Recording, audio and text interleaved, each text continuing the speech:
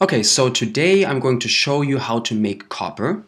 Now, this is exactly the same way in which copper is made today in the world, okay? So we're going to basically do exactly what the engineers of the world do today. So these are some pictures of copper. Copper is a very nice looking material. It has a nice brown red color to it.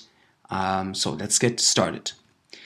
If you look on the periodic table, you see copper in the middle. Maybe you've spotted it already. It's right there. It has a symbol Cu, okay? Capital C, lowercase u. So Cu is the symbol.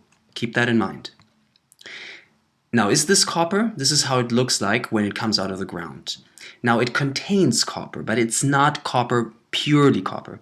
So it actually is copper carbonate, okay? It's also a very important word that we have to keep in mind. Copper carbonate is actually a mixture, it's a compound of different elements, yeah, and they've together form the rock in which copper is. Yeah, now this what we call this an ore. Yeah, an ore is a rock from which a metal can be extracted. Okay, so it's a rock with some metal inside that we want to get out. So, but how do we get from that copper carbonate to pure copper? So, basically the aim of the experiment is to, as I already said, teach you how copper can be extracted from an ore. Okay, so there I gave you already the answer to the first question on your worksheet. What are the aims of the experiment? Well, to teach you how copper can be made, pure copper. Okay, how pure copper can be made from an ore. So if you've written that down, we're going to continue with the video. So now that you've written it down, let's not keep it, and let's forget that while I explain this, I'd like you to fill in the equipment that you're going to be using, as well as the individual steps in the experiment. Only if you know what the steps are, am I going to allow you to actually do the experiment, okay? So show me those steps and the equipment you're using, and you'll be ready to go. So let's look exactly at what will be happening as we make copper from copper carbonate. So copper carbonate looks a little bit funny if you look at the formula under the stone. Now we already know that Cu stands for copper, right? But what does that C and O3 mean? Can somebody tell me that?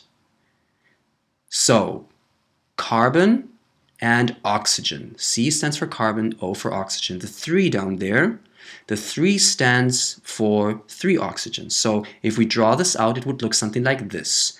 1 copper atom, 1 carbon atom, and 3 oxygen atoms. And they're all bound together, and we call this a compound because there are more than one element bound together, and that's why we call it a compound. Okay? So we need to break away those oxygen and carbon atoms away from the copper. We only want the copper all by itself, right? That's the goal.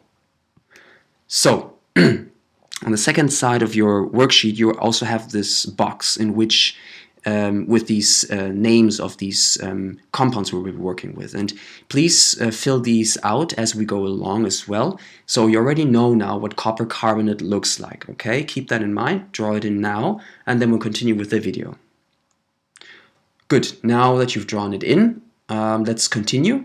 So remember, we have now copper carbonate, and I'm going to give it to you in a test tube.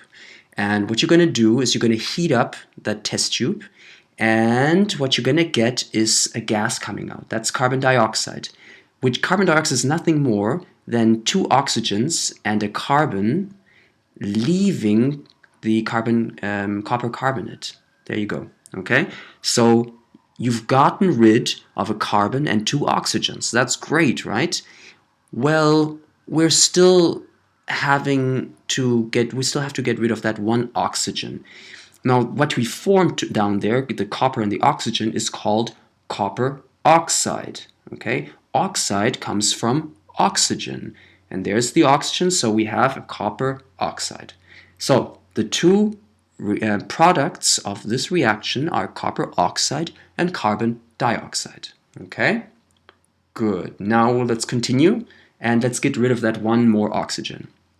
Oh, by the way, these are the formulas. So we're left with a copper and oxygen called copper oxide, and CO2, which is carbon dioxide. So How do I get rid of that oxygen? Well, we probably will need to add more carbon like we had before, so that carbon can take away the oxygen. And that's exactly what we're going to do. We're going to take a spatula and we're going to take 2 spoons and put pure carbon powder into the copper oxide, into the same test tube, okay? When we do that, we're going to start, there's the atom. We're going to start heating it up for quite some time until we form pure copper. And you should be then at some point able to see the brown reddish color of copper, okay? But what is the reaction? Well, it looks something like this. So we get pure copper plus more carbon dioxide. There it is. The carbon takes away the oxygen and leaves pure copper. Okay? So that's the idea. And to get pure copper. Now that's basically it from my side. So please fill out the worksheet as I have asked you to do. If you're ready, then I'm going to give you a few more safety instructions and then we can get on with the experiment. So good luck. Don't run around. Think before you do something. Don't hit each other. Be calm. That's the proper way of behaving like a scientist.